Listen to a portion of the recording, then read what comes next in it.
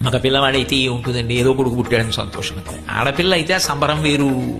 ఆ గజ్జల పట్టాలు చేయించి చిన్నప్పటి నుంచి అది నడుస్తుంటే ఆ గజ్జలు గల్లు గల్లు అంటుంటే మరి ఆ పరమేశ్వరుడు ఎలా పెడతాడో తెలియదు.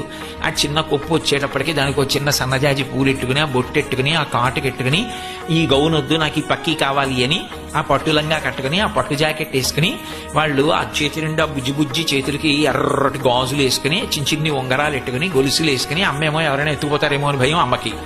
ఆ గుళ్ళో అమ్మ చిటికిన వేలు పెట్టుకుని ఇలా ఇలా చూసుకుంటూ ఎవరైనా ఫోటో తీయాలి కానీ ఫోటోకి పోజులు ఇచ్చి, ఆడపిల్లలకి ఎంత సంతోషమో.